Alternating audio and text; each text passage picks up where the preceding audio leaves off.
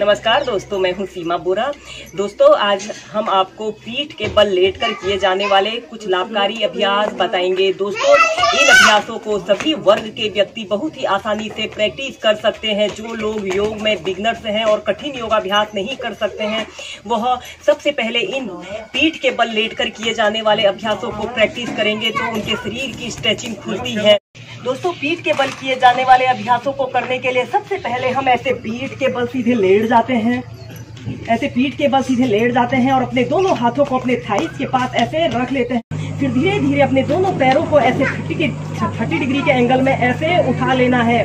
30 second तक ऐसे ही hold करके रखें।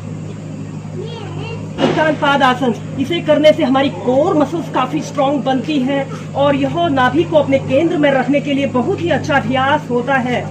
फिर धीरे धीरे ऐसे प्राइमरी स्टेज में आ जाते हैं। ऐसे ही आप 4 से 5 बार प्रैक्टिस कीजिए। नेक्स्ट अभ्यास करेंगे सेतु बंधासन। इसे करने के लिए आपने ऐसे ही पीठ के बल सीधे लेट जाना है और अपने दोनों पैरों को ऐसे घुटनों से मोड़ लेते हैं। श्वास अंदर भरते हुए अपने शरीर को ऐसे ऊपर को उठा लेते हैं। 5 से 10 ब्रीथ ऐसे ही होल्ड करके रखते हैं। फिर धीरे धीरे नीचे श्वास अंदर भरते हुए अपने शरीर को ऐसे ऊपर उठा लेते हैं। श्वास छोड़ते हुए नीचे। दोस्तों, पीठ के बल किए जाने वाले इन अभ्यासों को करने से हमारी ऑलराउंड फिटनेस होती है और हमारा शरीर सुदृढ़ और शक्तिशाली बनता है। इन अभ्यासों को सभी वर्ग के व्यक्ति बहुत ही आसानी से प्रैक्टिस कर सकते हैं। फिर धीरे धीरे ऐसे प्राइमरी स्टेज में आ जाते हैं। दोस्तों, इसके बाद हम नेक्स्ट अभ्यास करेंगे चक्रासन। इसे करने के लिए आपने ऐसे ही पीठ के बल सीधे लेट जाना है। अपने दोनों पैरों को ऐसे घुटनों से मोड़ लेते हैं और अपने हाथों को भी ऐसे अपने कंधों के पास रख लेते हैं। श्वास अंदर भरते हुए अपने शरीर को ऐसे ऊपर को उठा लेते हैं। 30 सेकंड ऐसे ही होल्ड करके रखते हैं। दोस्तों, यह चक्रासन को करने से हमारी बेली फैट की समस्या दूर होती है और इसे करने से हमारे कंधे, हमारे बाजू, हमारी कमर, हमारे पैर काफी मजबूत बनते हैं और यह अभ्यास हमारी हेल्थ और हड्डियों की मजबूती के लिए बहुत ही अच्छा अभ्यास होता है।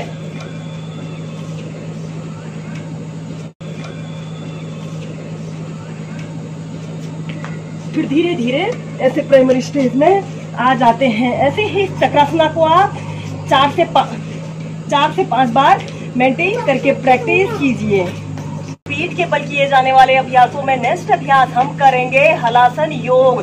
दोस्तों, इस हलासन योग करने से हमारे शरीर की थकान दूर होती है और यह थायराइड, पैराथायराइड रोगों को दूर करने के लिए बहुत ही अच्छा अभ्यास होता है। इस अभ्यास को करने के लिए आपने ऐसे पीठ के बल सीधे लेट जाना है। फिर आपने अपने दोनों पैरों को ऐसे श्वास अंदर भरते हुए पहले 90 डिग्री के एंगल में उठाते हैं और फिर धीरे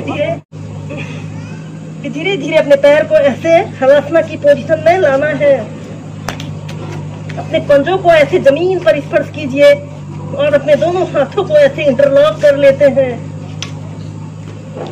5 से 10 ब्रीथ ऐसे ही होल्ड करके रखते हैं। इस अभ्यास को करने से हमारे शरीर की अतिरिक्त चर्बी दूर होती है। दोस्तों, इस स्थिति में ध्यान रहे कि आपके दोनों घुटने बिल्कुल सीधे रहे, मुड़ने न पाए। पहले आप इसे 30 सेकंड ऐसे ही होल्ड करके रखते हैं। फिर 2 मिनट तक ऐसे ही मेंटेन करके रख सकते हैं। फिर धीरे धीरे ऐसे प्राइमरी स्टेज में आ जाते हैं। ऐसे ही हलासन योग को भी आप 4 से 5 बार मेंटेन करके प्रैक्टिस कीजिए। दोस्तों, इसके बाद हम करेंगे सर्वांग आसन। इसे करने के लिए भी आपने ऐसे ही पीठ के बल सीधे लेट जाना है। अपने दोनों पैरों को धीरे धीरे ऐसे ऊपर को उठाना है। ऐसे 90 डिग्री के एंगल में ऐसे उठा लेते हैं। फिर धीरे धीरे अपने पूरे शरीर को ऐसे ऊपर को उठाते हुए अपने दोनों हाथों को ऐसे अपने कमर के पास ऐसे रख लेते हैं और शोल्डर स्ट्रेंथ की पोजीशन में आना है।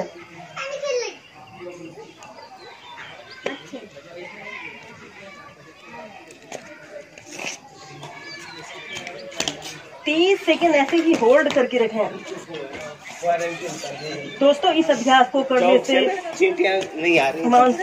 थकान और सिर दर्द, माइग्रेन जैसी समस्या दूर होती है और यह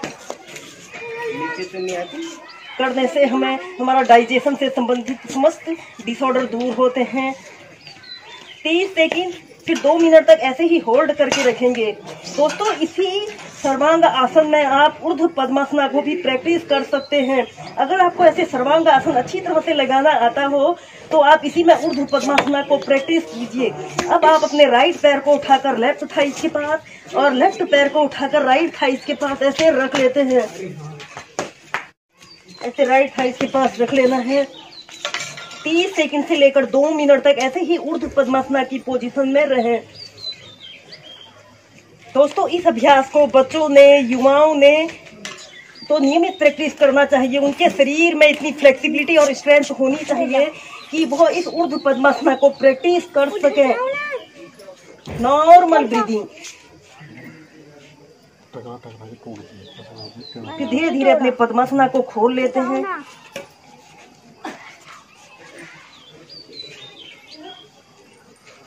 और प्राइमरी स्टेज में आ जाते हैं।